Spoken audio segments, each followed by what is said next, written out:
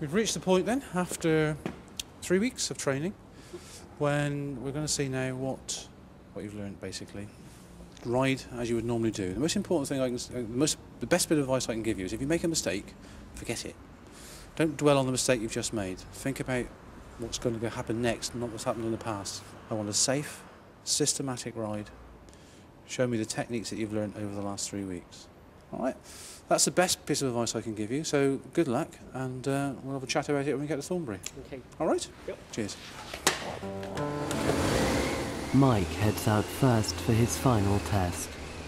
In 30 minutes, he'll know if his dream of becoming a bike cop will become a reality. Meanwhile, in Burnham, bike cop Billy Bond is waiting for his partner before going out on a drink-drive operation.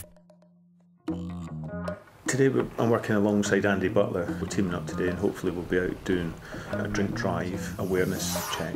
It's fair to say a lot of people who do drink and drive go out there thinking that they're okay the following day as well. So again, it's a little bit on the education side of things. Of course, for every person we stop, probably 4 or 5 people get to hear about it, so it can be quite effective. Hopefully if we can take someone that's been drinking off the road, then how many lives could that be that were saved? If we can get in the middle of all the pubs and clubs down there, all the holiday parks somewhere, and then plenty of people will see us, won't they? And that's where the main problem they've got down here at the moment is amongst that lot. It's almost lunchtime as they prepare to leave, and Andy hasn't had the chance to eat. So any chance you have a chance to go to the toilet, have a drink or eat, then you take it, because you don't know when the next one's going to come. As you can see, I eat quite a lot and don't get interrupted on that side of it very much at all. Today is also Andy's last shift before a 3-week holiday, and he's hoping nothing unexpected crops up to ruin his day. In Wells, the bike cops are targeting speeders in an attempt to reduce collisions. Bike cop Dick Oliver's patrol bike is fitted with an onboard speed detector known as FastCar, and today Dick will be patrolling known accident hotspots.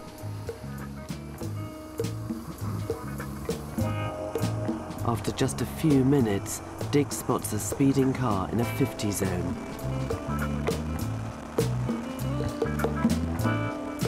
The driver doesn't notice the highly visible patrol bike and continues to accelerate up to 59 miles per hour.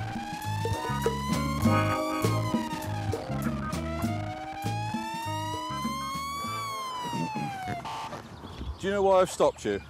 I guess I was going too fast, sir. I checked your speed, and if you'd like to have a look at the machine, I'll tell you how fast you were going. Within the 50 limit, it was 59. Right. All right? Before that, in the 40 limit, it was 46. Right, I'm sorry about that. Were you actually with the car in front of you? No. No, you were just trying to keep up with him, were you? I'll tell you, on this occasion, I'm going to give you a caution for exceeding the speed limit, No, okay? That's fair enough, yeah. Don't try and keep up with the traffic. Look what's on the speedo. Okay, sir. If you haven't got any points on your licence, then you don't want to get any. Although the driver was speeding, Bye now. Dick decides he's learned his lesson and lets him off with a caution. Mike's test ride is over. Now time for the verdict. Okay, just give us 10 minutes. I can put some thoughts on some paper and come and find me. We'll do a debrief. It seems Mike has made a number of mistakes. Going out of police headquarters and down over the hill. Don't forget to sacrifice your position on left-hand bends in the face of oncoming traffic. If you're going a left-hand bend, ideally you position out towards the centre white line, don't you?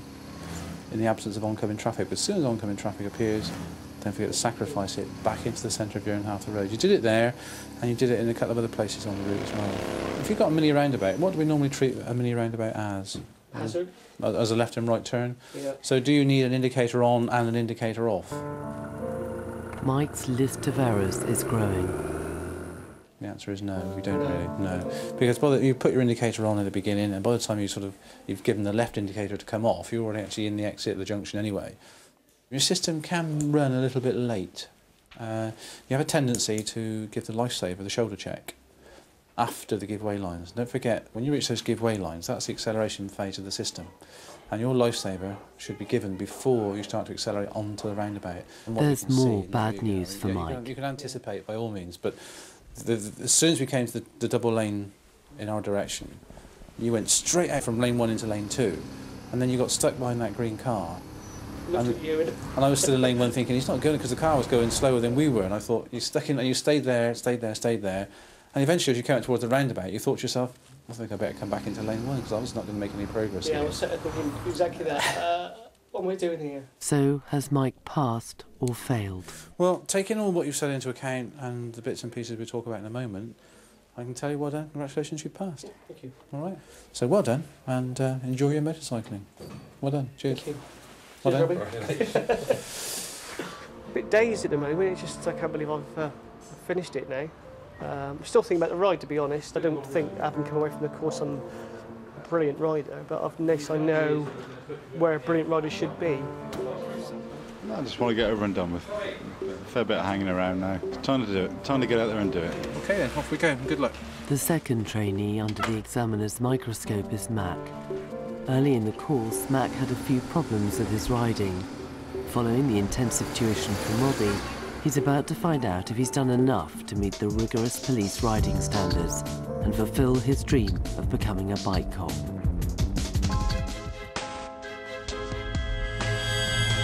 In Burnham, en route to the drink-drive check, Billy spots a badly parked vehicle. Okay, I'll turn a bit. It was a case of parking on the pavement on double yellows. It was just inconvenient, you know, it's laziness.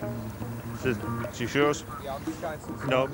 You notice that just past us up there, someone who's obviously got a visual problem, and there was somebody with the vehicle, so he was kind of responsible that way and just sort of walked off. And just unfortunately, just at that time, there was someone who was visually impaired that came past with the dog, and you know, it was an ideal sort of chance to sort of put them right and sort of show them their other ways. No problem. If we can get it off the pavement, that'll be great. All right. Thanks very much. We sorted that part out. No ticket. No need. The driver avoids a ticket, and Andy and Billy get back to Operation Tonic, a year-round initiative designed to crack down on drink drivers who think breath testing only happens at Christmas. Right, I'll get one in for you, Andy.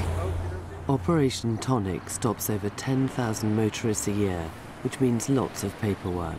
Exactly what Andy's hoping to avoid on his last shift before going on leave. You're looking a bit confused. I only want you to just pull in for a moment, and my colleague will have a chat with you. All right, thank you. Well, you can while you're towing, you can use the one off the car on the back of the caravan.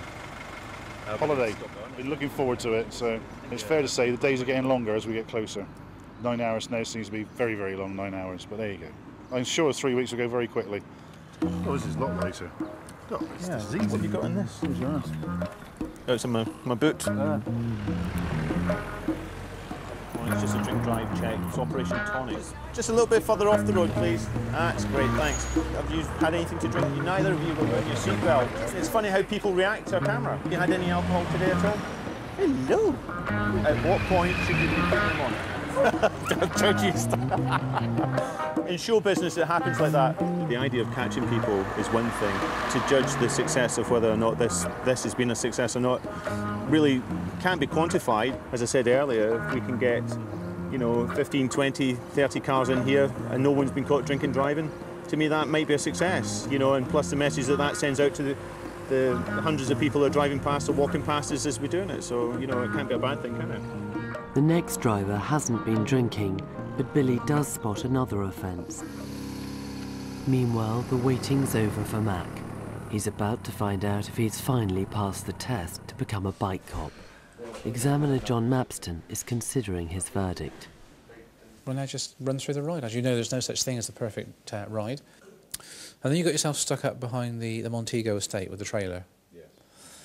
Following position. What you mustn't do is what you did, is stay in the overtaking position for far too long, because if it does something unexpected, of course you're too close. This mistake could be enough to cost Mac the test.